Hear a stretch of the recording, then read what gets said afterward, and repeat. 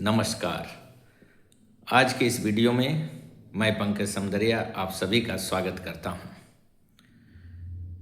भारतीय राजनीति में कुछ ऐसे व्यक्तित्व हैं जिनकी उपस्थिति सत्ता के कालखंड से आगे तक जाती है।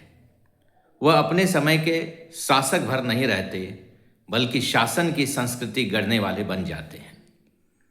मैं बात कर रहा हूं पूर्व प्रधानमंत्री स्वर्गीय अटल बिहारी वाजपेयी जी की, जिनकी आज जन्म जयंती है।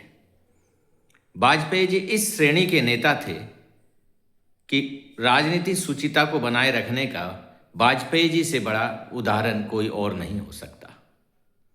आज की इस वीडियो में मैं अटल जी की विरासत और वर्तमान शासन प्रणाली की संक्षिप्त तुलना करना चाहूँगा। वाजपेयी जी की राजनीति में वैचारिक स्पष्टता थी पर आग्रह नहीं था, सत्ता में दृढ़ता थी पर दंभ नहीं, और शासन में निर्णय थे लेकिन संवाद की गुंजाइश भी थी। इसलिए वाजपेयी जी को केवल एक पूर्व प्रधानमंत्री या किसी एक पार्टी के प्रतिनिधि के रूप में देखना उनके योगदान का संकुचन होगा। आज जब देश एक लंबे राजनीतिक कालखंड से गुजर रहा है और ये प्रबल स्वाभाविक है कि वर्तमान शासन अटल जी द्वारा स्थापित सुशासन की परंपरा से किस हद तक जुड़ता है या भिन्न दिखाई देता है। अटल जी के लिए सुशासन केवल प्रशासनिक दक्षता का पर्याय नहीं था, वह एक नैतिक आग्रह था जिसमें सत्ता का उद्देश्य नागरिकों का जीवन सरल बनाना था, न कि केवल व्यवस्था को नियंत्रित करना मात्र। उनके शासन में गठबंधन राजनीति की सीमाएं थी पर लोकतांत्रिक मर्यादाओं के उल्लंघन की प्रवृत्ति नहीं थी। संसद, न्यायपालिका, कार्यपालिका और प्रेस के प्रति एक सहज सम्मान और व्यवहार था। मोटे तौर पर अटल जी के योगदान की चर्चा मैं निम्न 6 बिंदुओं से करना चाहूँगा, जिसमें पहला है निर्णय और लोकतंत्र। उनके कार्यकाल का एक उल्लेखनीय पक्ष यह था कि बड़े निर्णयों के साथ सार्वजनिक संवाद चलता था। पोखरण परमाणु परीक्षण जैसे निर्णायक कदम भी संसद और समाज से काटकर नहीं लिए गए। उनके निर्णयों में भी गोपनीयता थी पर अपारदर्शिता नहीं। दूसरा महत्वपूर्ण बिंदु है विकास की अवधारणा।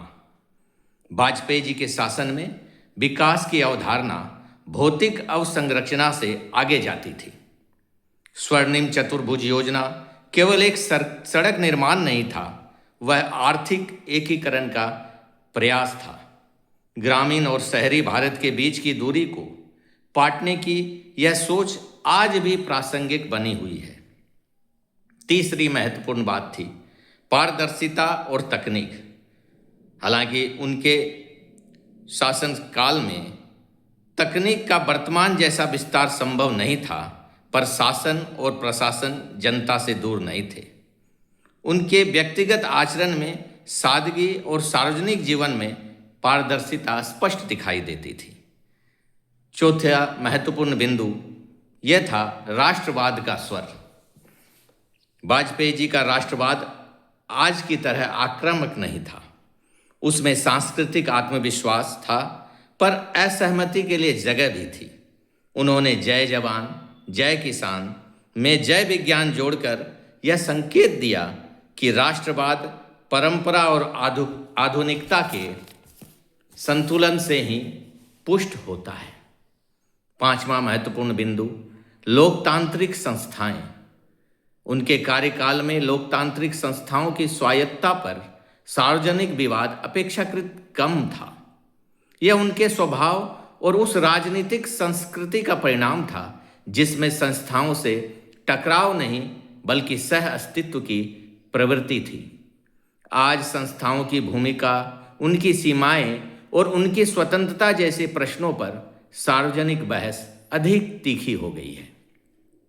छठा महत्वपूर्ण बिंदु विदेश नीति और संवाद।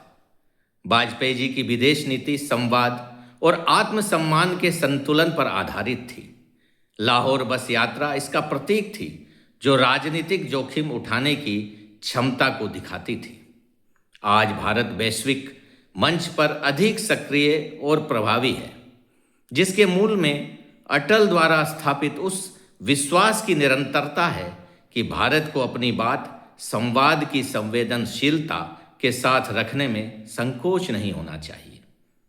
अटल की विरासत किसी एक सरकार के लिए अनुकरणीय मॉडल नहीं, बल्कि एक नैतिक कसौटी है। वर्तमान शासन ने कई क्षेत्रों में उस विरासत को आगे बढ़ाया है, परंतु जनता की दृष्टि से सुशासन का अर्थ केवल कार्यकुशलता नहीं, बल्कि लोकतांत्रिक उत्तरदायित्व को पूरा करना है। वाजपेयी का सबसे बड़ा योगदान यही था कि उन्होंने यह दिखाया कि सत्ता में रहते हुए भी विनम्र रहा जा सकता है। आज के शासन के लिए अटल की विरासत कोई स्मारक नहीं, बल्कि एक सतत प्रेरणा है, और यही सुशासन का मूल भाव भी है।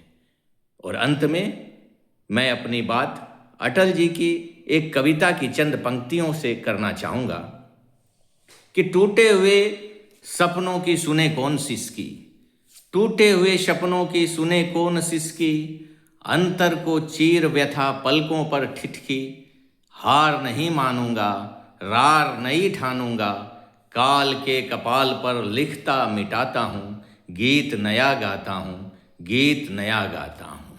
बहुत बहुत धन्यवाद।